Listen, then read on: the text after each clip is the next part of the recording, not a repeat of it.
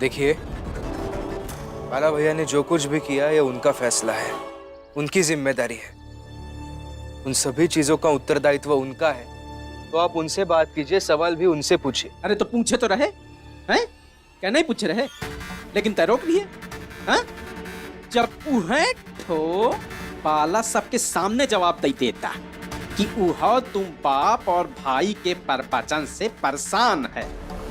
तो कहूं ऐसा तो नहीं कि उका भी अपने बाप और भाई की बातें बेकार लागत हैं? नहीं लगती है बेकार।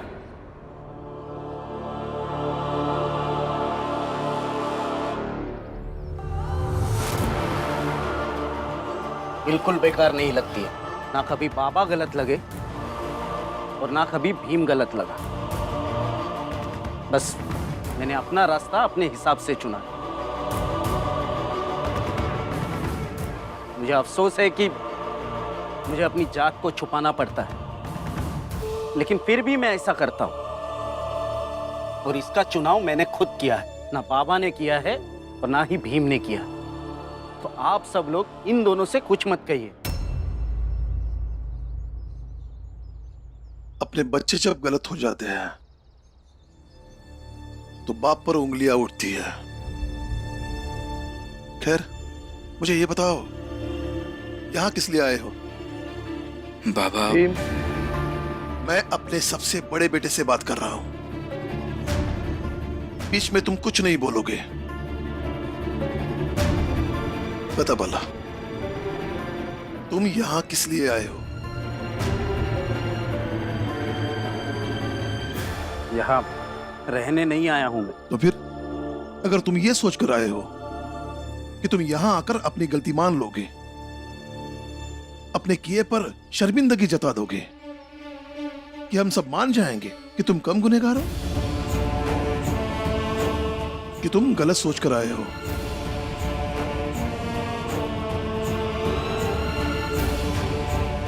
वहां ऑफिस में सबके सामने मैंने तुम्हारी जात इसलिए नहीं बताई क्योंकि तुमने अपनी जात खुद छुपा के रखी थी।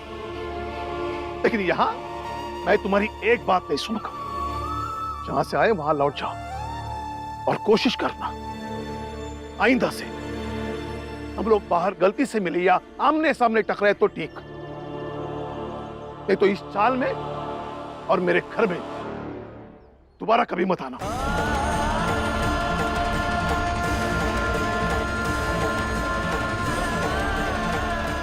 ठीक है, नहीं आऊंगा।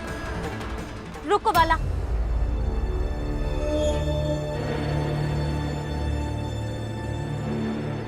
बाला कहीं नहीं जाएगा। जितना हक इस घर पर आपका है, उतना ही हक मेरा भी है। दवाई, मैंने क्या कहा तुमने सुना नहीं? बाला घर नहीं आएगा। क्यों नहीं आएगा? अभी अभी आप ही ने कहा ना, सबसे बड़ा बेटा है घर का, फिर क्यों नहीं रह सकता हमारे साथ?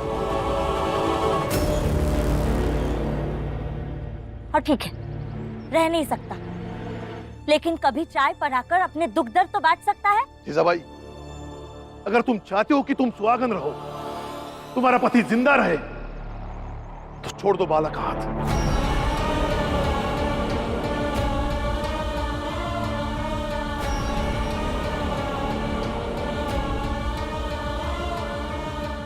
जब तक मैं जिंदा हूं, बाला मेरे घर में नहीं आएगा, और ये मेरा आखिरी फैसला है। लेकिन आई, आप बहस मत कीजिए। नहीं आऊंगा बाबा आपके घर, लेकिन एक ना एक दिन आपको समझ आएगा कि आपका बाला कभी उतना भी गलत नहीं था जितना आप समझते रहे।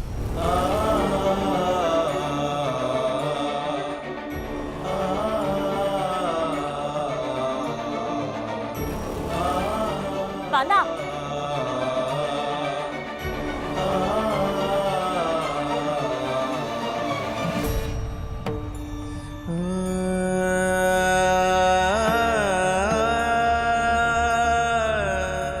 भैया, इतना गुस्सा ठीक नहीं है।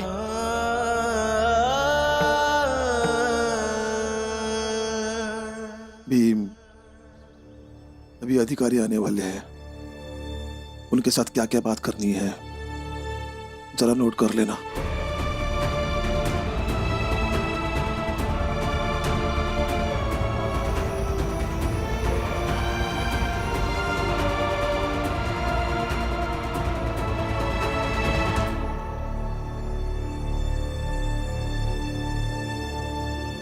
क्या हो? बाबा, अभी तक कोई नहीं आया। एक बार थाने चल के देखते हैं क्या?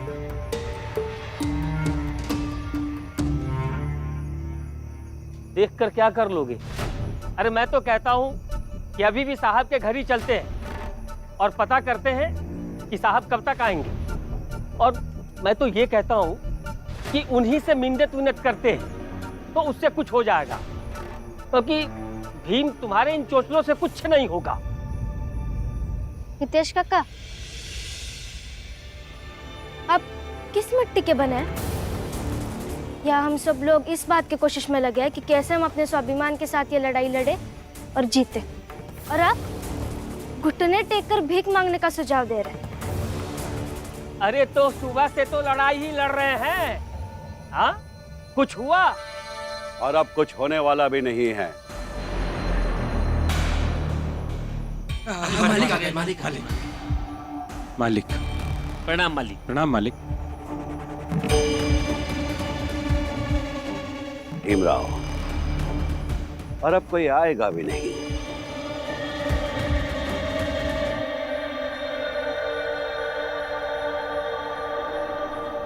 सही कहा इन्होंने भीमराव।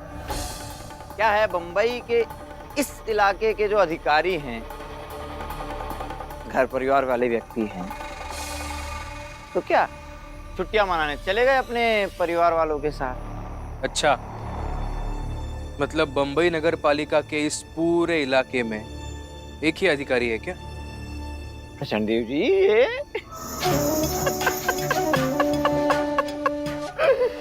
बात तो सही है भीमराव। गुड। तो एक काम करो, तुम रोज अधिकारी ढूंढते रहो और हम रोज रोज उसे छुट्टी पर भेजते रहेंगे।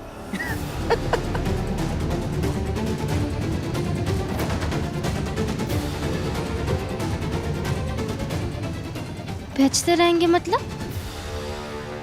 आपने भेजा है?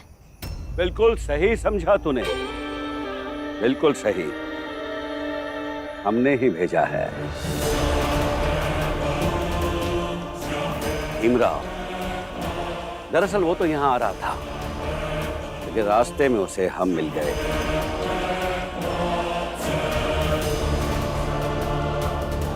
उस टेढ़े भीमराव को सीधा करने के लिए इतना काफी है।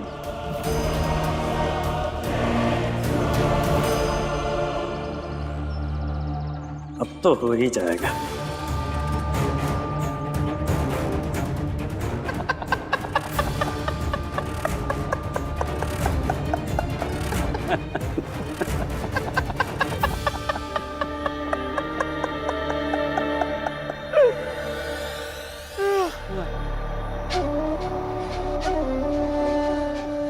तो भीमराव, इस सब से साबित क्या हुआ? हाँ? इससे साबित ये होता है कि हम जब चाहें अपने पैसों के दम से सारा खेल, सारा वक्त सब पलट सकते, और तुम कुछ नहीं कर सकते भीमराव, सिवाय सुबह से शाम जूझने के। समझे?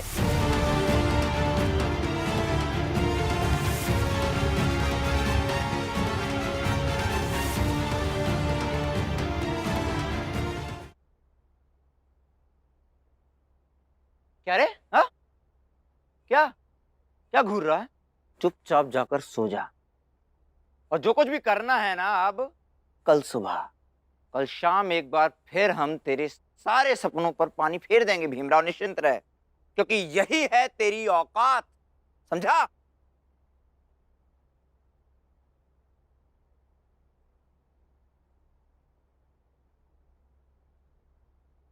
चलो ठीक है, अभी तुम सब लोग आराम करो। शुभ रात्रि। जोशी जी,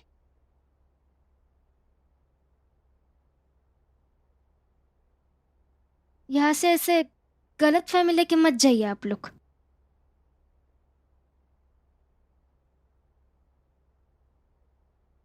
जीतना, संघर्ष करना, हारना, ये सब अपनी अपनी जगह है।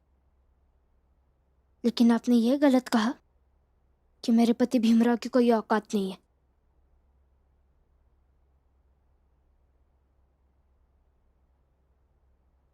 इनकी इतनी औकात है ना कि आप उस अधिकारी को इनके नाम पर ज्यादा पैसे देकर आए हैं। इनकी इतनी औकात है ना, इनकी औकात का सौदा आपने उस अधिकारी से किया है।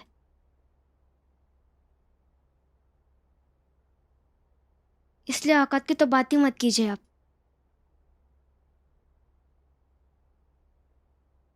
अब जाइए, सो जाइए। शुभ रात्रि। रमा भाई, ज्यादा ढींगे हाँकने की जरूरत नहीं है, समझी? देख रही है ना कहाँ है? पहले अपना घर बचा, फिर बताना लोगों को उनकी औकात, समझी? बेवकूफ।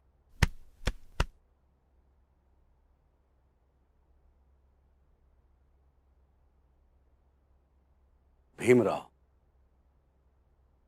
तू चाहे जिस भी अधिकारी के पास चला जा, चाहे जिससे भी फरियाद कर ले, हम उसे खरीद लेंगे। हम तुझे बेघर करके छोड़ेंगे भीमराव। प्रचंड देव जी, नगरपालिका ने हमारी नहीं सुनी, अधिकारियों ने नहीं सुनी, पुलिस थाने में भी किसी ने नहीं सुनी। फिर भी हमारे पास एक और रास्ता बचा है, और वो रास्ता है अदालत का। कल सुबह हम सब मिलकर कोर्ट जाएंगे।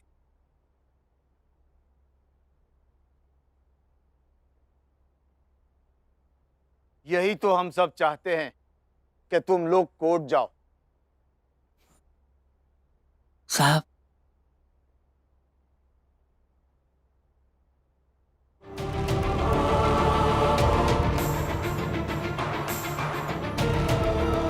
देख हितेश, तेरे चौल में जितने भी लोग हैं सबसे हस्ताक्षर करवा कर ला कि उन्हें वहां बिल्डिंग बनाने से कोई दिक्कत नहीं, बदले में सबको घर देंगे। साहब, आप कहाँ चले गए थे साहब? देखिए यहाँ क्या कुछ नहीं हो गया। अब सब कुछ सही कर दीजिए साहब।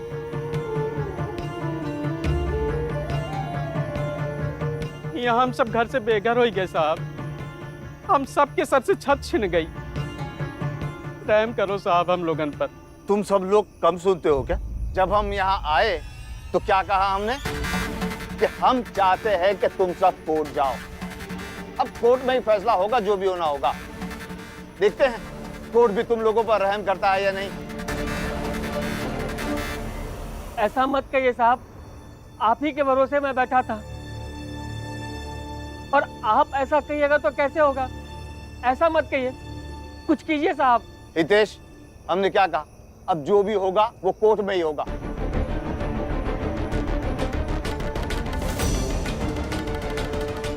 साहब, हम कोर्ट में आपसे नहीं लड़ पाएंगे। हमें पैसे दे दीजिए, हम कहीं और चले जाएंगे। और जब ये घर बन जाएगा तो हम वापस आ जाएंगे। अरे कैसे पैसे? कौन से पैसे?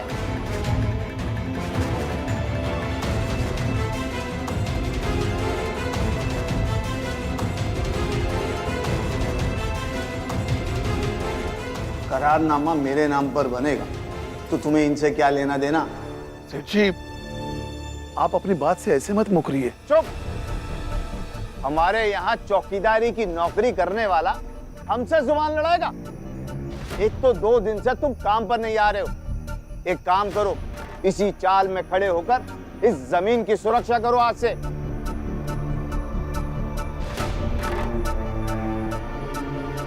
देखिए, पहली बात तो आप बाबा से इस तरह से बात मत कीजिए। तेरा बाबा मेरे यहाँ नौकरी करता है और नौकरों के साथ में साहबों जैसा व्यवहार करूंगा क्या? नहीं नौकरी करनी है मुझे आपके यहाँ। मुझे लगा आप एक अच्छे इंसान हैं, नेक इंसान हैं। छोटी जात का होने के बावजूद आपने मुझे नौकरी पर रखा, लेकिन मेरी जान बचाने के बदले में ये नौकरी दी थी। इसका मतलब ये नहीं होगा कि तुम जो चाहोगे वो करोगे और हम जान बचाने का एहसान चुकाते रहेंगे।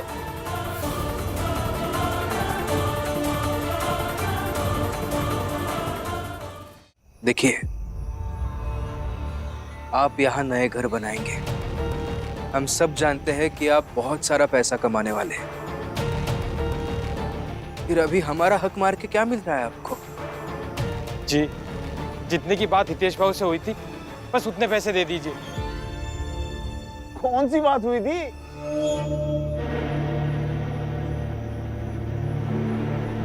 देखिए, आप अपनी बात से मुकर नहीं सकते और ना ही मैं आपको मुकरने दूंगा। आपने जितने वादे हितेश भाई से किए थे वो सब पूरे करने पड़ेंगे आपको। हमें आग दिखाता है, तेरी इतनी जरूरत?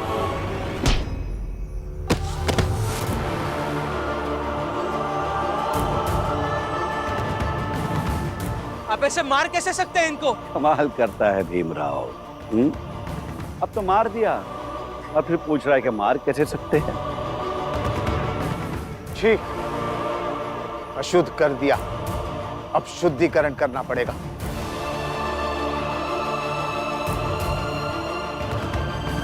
अब तो कोर्ट में ही मिलते हैं। चलो सब। शुभ रात्रि।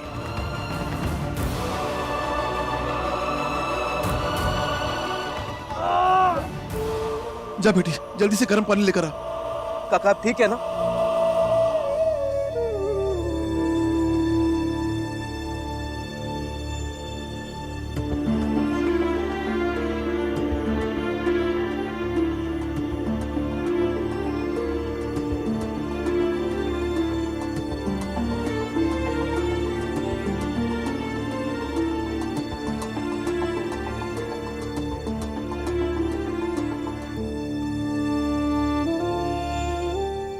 सब सो रहे हैं, आप अभी क्या सोच रहे हैं? और जो होगा वो तो कल होगा ना। फिर अब अभी पढ़ाई कीजिए, पढ़िए।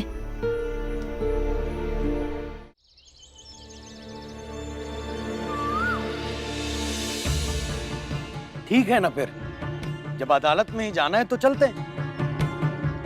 लेकिन अदालत जाने में बहुत पैसा लगेगा, वो कहाँ से आएगा?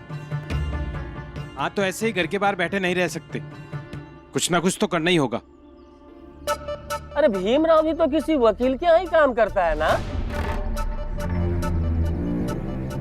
और सुना है कि वो वकील इसे मानता भी बहुत है। तो क्यों ना भीमराव उसी से कुछ बात करे। बड़ा वकील है, काम हो जाएगा आराम से।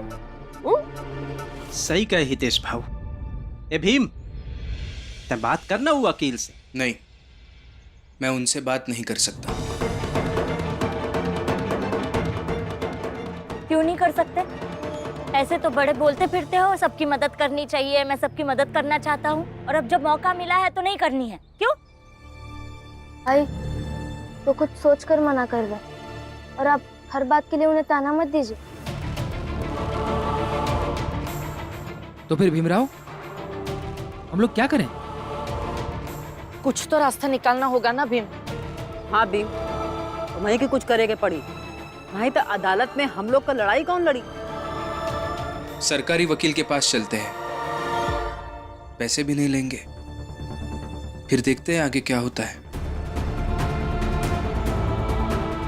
लेकिन भीम भाऊ, आप एक बार अपने वकील से बात क्यों नहीं कर सकते? क्योंकि भाभी, उनकी फीस बहुत ज्यादा है, हम सब मिलकर भी उतने पैसे नहीं दे पाएंगे। हिम, बेटा तू कह रहा था ना कि उन्होंने किसी गरीब की लड़ाई मुफ्त में लड़ी थी, तो वो हमारी लड़ाई भी लड़ सकते हैं ना? क्या पता बुआ, शायद लड़ेंगे भी, लेकिन सिर्फ वो साथ है इसलिए उनका फायदा उठाना मुझे सही नहीं लग रहा है। मतलब मुझे समझ में ही नहीं आ रहा है कि मैं कैसे जाकर उनसे बात करूं। तो फिर ठीक है ना, चलते हैं दूसरे वकील के पास। लेकिन लड़ेंगे उनके खिलाफ। हाँ, ऐसे कैसे हमारा हक लेकर पेट पर लात मारेंगे? तो फिर चलिए सब साथ मिलकर लड़ते हैं इस लड़ाई को। हाँ, चलो फिर।